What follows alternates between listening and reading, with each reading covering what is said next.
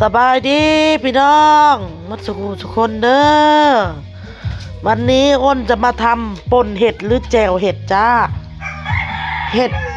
อย่างแม่บูจักซื้อพี่น้องเฮ็ดตีนสร้างเห็ดตีนสร้างบอกบ่แม่นตีเอ้าพอห้องเฮ็ดตีนสร้างมันใหญ่ มันบ่แม่นพี่น้องเห็ดอีหยังมันสิแซ่บกว่ามันบ่ได้คิ้วเห็ดอันเนี้ยมันสิหอมแซ่บเวลาป่นมันก็แซ่บเอาสบายดีเนี่ยสบายดีพี่น้องมันสุขุสุขคนมาเฮ็ดกินซอยเดียวเฮ็ดกินซอยกันบ้านสวรรค์เม็ดไปสวรรค์ได้มาใช้ห้องซอยเดียว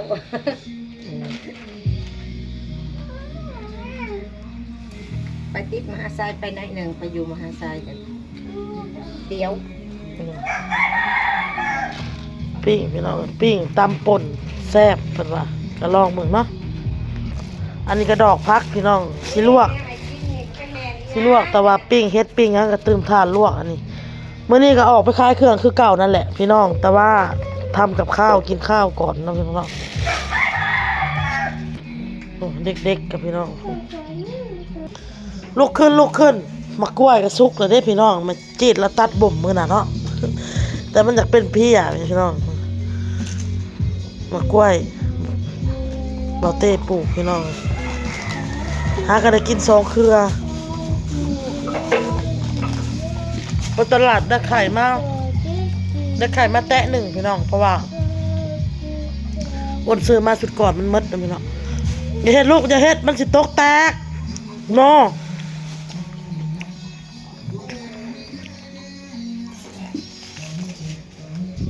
มันให้สีเมียนนะอันนี้เลยมากินแล้วเนี่ยมันเงี้ยไข่มันบอสุกเบิ่งต้มสักวันมื้อนึงอีลูกอีต้มแม่ต้มให้เขากินน่ะต้มเอาออกก่อนต้มก่อนนะต้มก่อนลูกต้มก่อนบอกออโต้นี่แหละแอบเด้อสอเด้ออยู่น้ำข่อยมันจ่อแล้วลิ้นอยู่ได้อยู่น้ำข่อยได้บอกทำมันบริย่างคนละเดือนค่ะเดือนเริ่มคอเลยแม่มือเพิ่นน่ะเริ่มเบื่อกันไปละ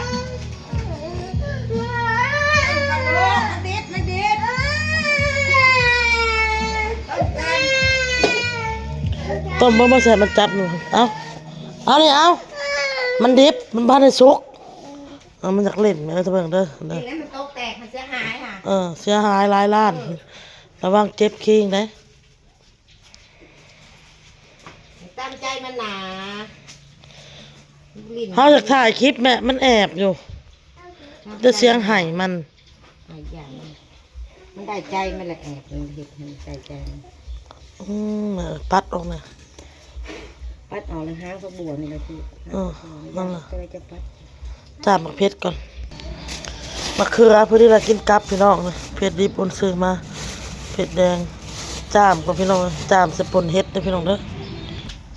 ปิ้งพี่น้องได้แล้วแม่ซ้ำนะได้แล้วเขาเห็นบางคนเขาก็กินกับตำมะหุ่งแม่เฮ็ดอันนั้นเฮ็ดเค็มมานะเฮ็ดเค็มก็เอามาป่นแซ่บคือกันนะแม่มาปิ้งแล้วก็ป่นเฮ็ดเค็มเฮ็ดนางฟ้าปิ้งป่นมันก็หอม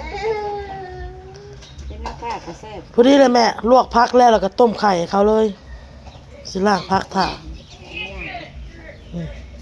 ล้างเท่ากินน้ำก่อนนี่มันเผ็ดหลุดละ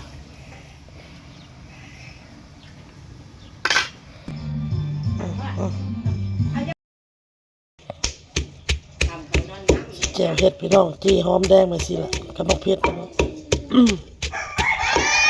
อ้นบ่สบายที่พี่น้องได้เป็นวัดพี่น้องเด้อติดจากลูกพี่น้องติดจากออโต้ผัวเป็นแล้วก็มาติดจากออโต้มาใส่อ้นโตกินได้กระดำต้องกินไปต้องกินแต่ว่าผักบัวไอ้พวกกระเทียมจานเฮ็ดยังอีกอันนี้บ่พอวะเฮ็ดอันนั้นใส่สุกพัก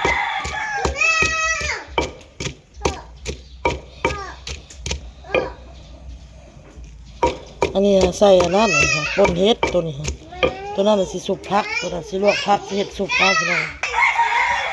ล้างพี่น้องล้างแล้วก็เอามาสุกพี่น้องส่วนพักพี่น้องอันนี้สิลวกสิสุกเด้อพี่น้องเด้อสิลวกสิสุก ยุ่งความที่คุณ สบายดีอีกครั้งพี่น้องซ้อมพักเนี่ยพี่น้องเอาไปลวกสุกพักแล้วก็ป่นเฮ็ดกิน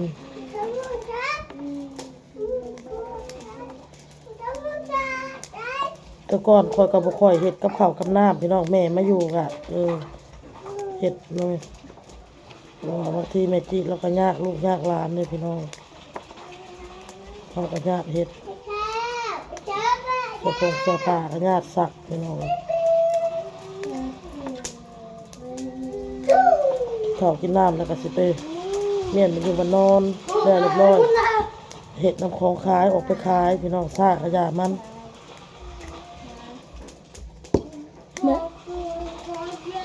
เมืองน้องนะลูกเด้อใครแต่ว่าน้องบอลเราผักโรงเรียนเอาน้องส่วนไม่เท่า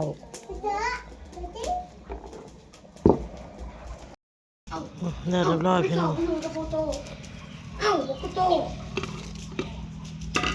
ปุ่นแกะเก็บไว้เลย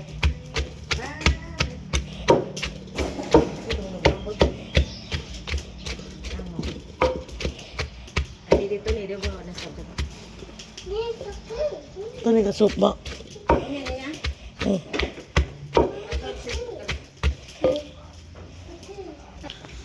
แก้วเฮ็ดพี่น้องอ้นตำน่ะมันบ่นะหมุนบ่ได้อ้นก็เลยไปบดพี่น้องแซ่บขนาดพี่น้องแซ่บอีหลีพักนี่อ้นก็ลวกแล้วเรียบร้อยพี่น้องมันนี่สิเอาทำการสุกพี่น้องใส่ผงนัวลงก่อนนะพี่น้องแล้วปลาแดกลงอ้นกระจีมะเขือพี่น้องหอมแดงเนาะอันนี้สิใส่สุกพักเลยพี่น้องนะ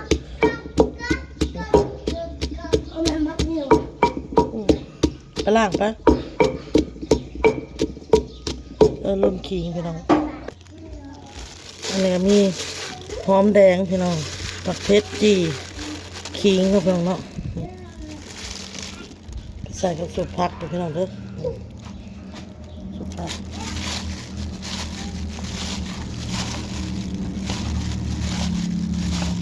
เทน้ำกระแดกใส่สุกพักแล้วพี่น้องสุกพักกาดดอกพี่น้อง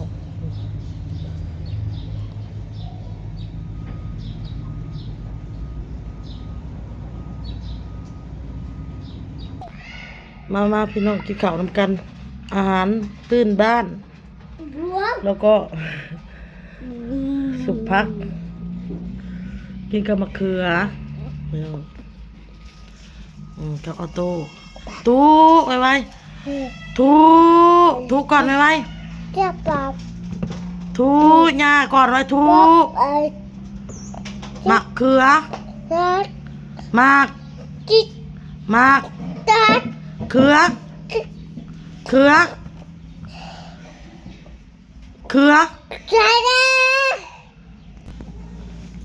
อันนี้ไข่ต้มให้เด็กๆพี่น้องตัวนี้มันแตกกันเลยเลยต้มใส่ถุงยางพี่น้องเลยแม่จีดมากินข้าวแล้วคลิปกินกะข่าวไปเบิ่งคลิปแม่จีดเด้อคลิปนี้ก็สิลาไปก่อนพี่น้องที่หลังออกมาเลยเด็กๆกันเลยพ่อคลิปหน้าจ้าน้องบอล